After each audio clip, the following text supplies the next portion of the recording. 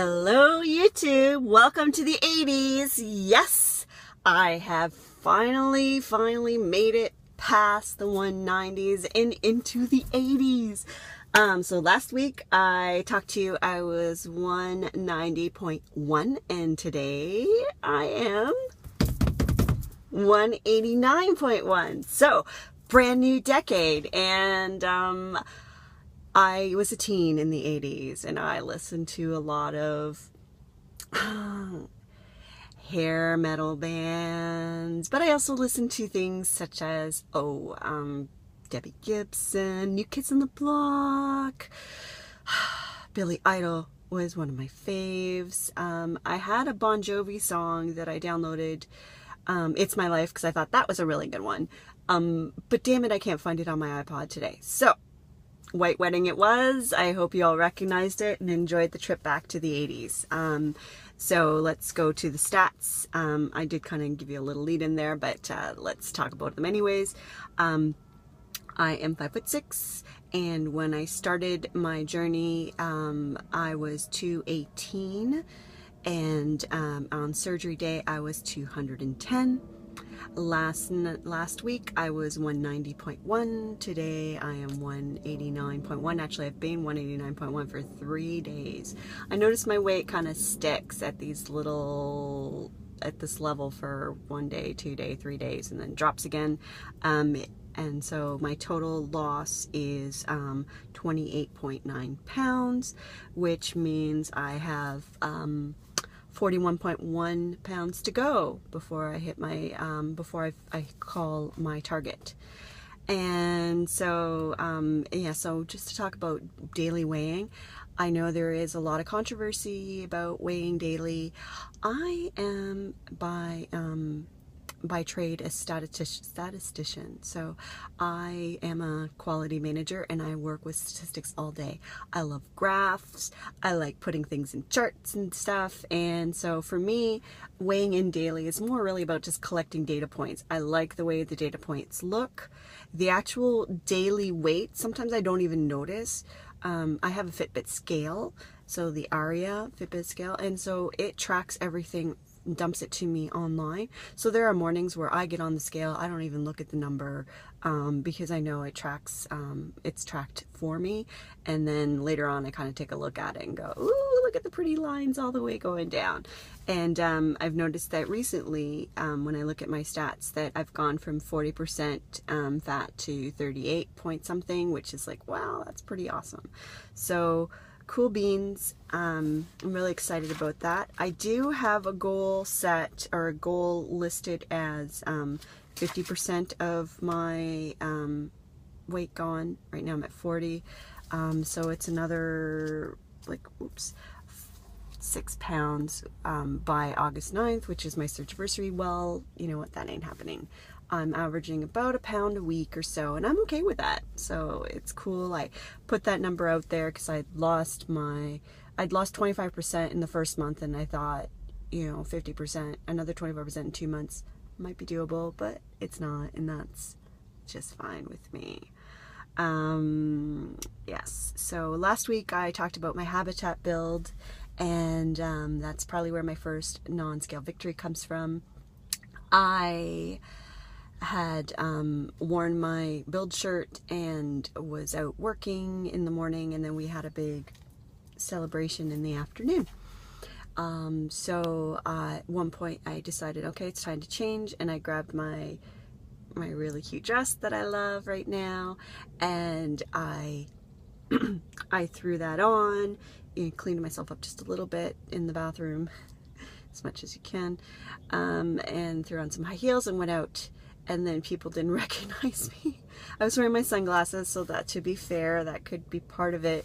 But then at one point somebody, where's Monique? And it's like, I'm right here. And they're like, oh, I didn't know that was you. So obviously I cleaned up good now. And I don't believe that that was something that would happen before weight loss surgery.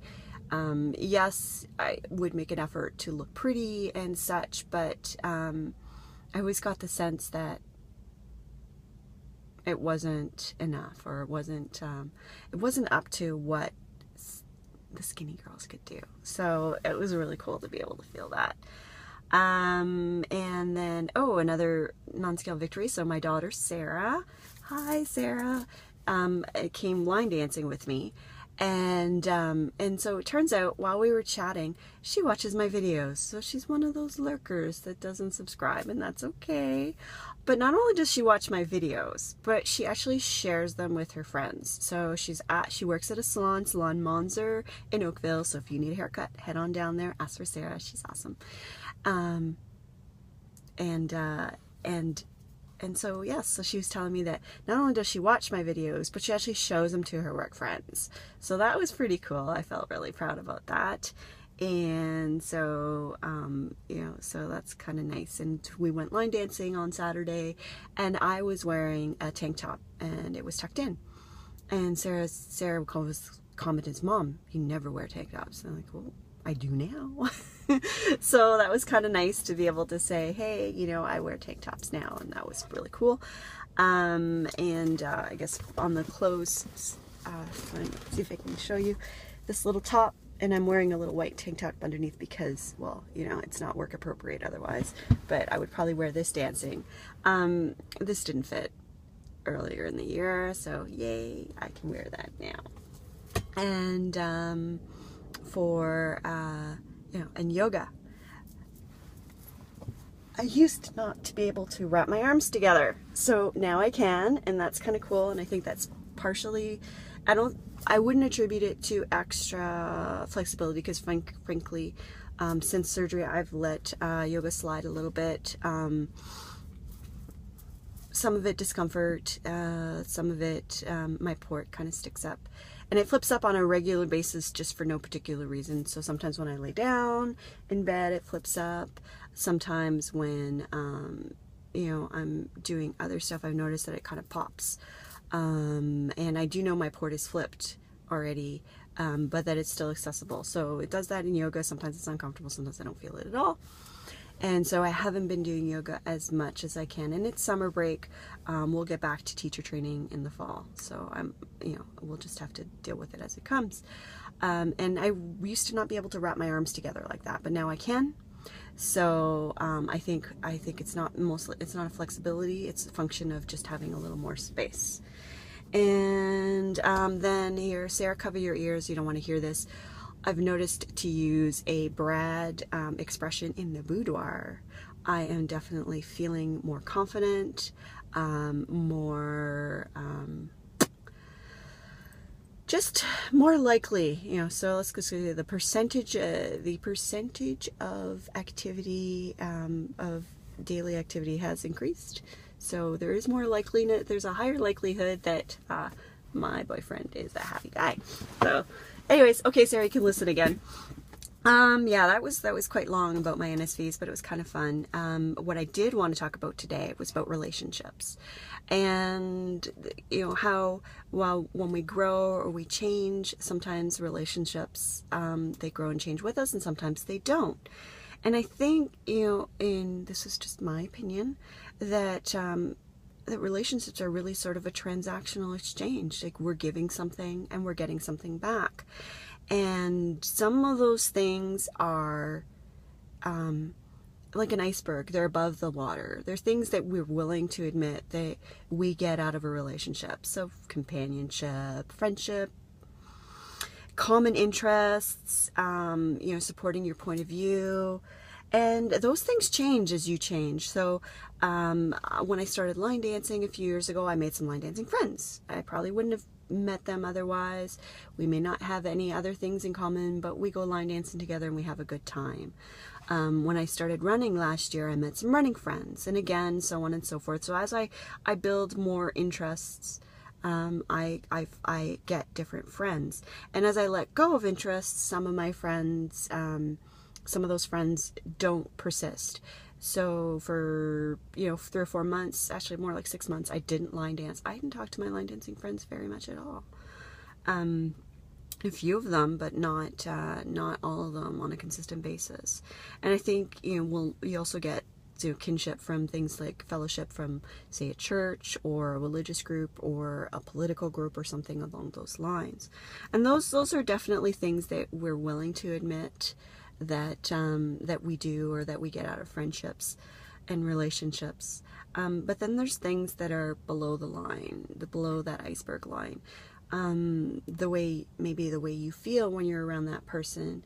Sometimes it's good. Sometimes you feel the way you feel because of something they bring. I have said before, you want to look skinny, hang around fat people. And I know that's not really nice, but it's true that how I look relative to my grouping makes a difference about how I feel about myself. And I have heard other weight loss surgery patients talk about going into a room and looking around to see if you are the fattest person there. I am guilty of that. I definitely know that I am the biggest person in my family. Things like that. And so we don't talk about it, but I think it's something that we do. And then as we change, and so as I get thinner and I get fitter, maybe some of the people that hang around with me won't feel the same about themselves, because they're used to the dynamic of maybe not being the biggest girl in the room, or being the thinnest person in the group or something like that. And they're always, as you form little groups and cliques, there's leaders and followers and things of that sort. And I think that's something that we do, but we don't consciously do it. And then the other thing that sometimes people do is, some people like to be needed. And definitely I think that was part of the degrading of one of my marriage years back, is that I became more confident in my job, and I was able to do more things more on my own and become more independent. I didn't need my spouse for a lot of things, and I think that impacted him. He liked to be needed, and then actually the relationship kind of flipped, where he needed me for stuff that he used to be able to do on his own. So it was really weird. Acceptance, so that feeling accepted is something that we may not necessarily talk about.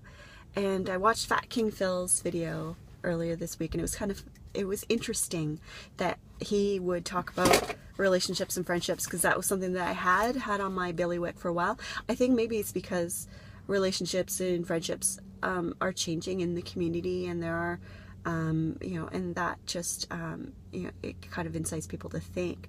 But something he brought up was really, I thought really resonated with me, was when you're insecure about your weight, or when you're not confident about how you look, you tend to try to make up for it in other ways. You compensate with niceness. You compensate with putting people's needs first. I think because subconsciously we think, oh, I am lacking, therefore I need to make up. I am not the same as everybody else, therefore I need to make up for it. And the reality is that that's not really true, but we do that. And so we may put people's needs in front of us, and I know I do that quite often.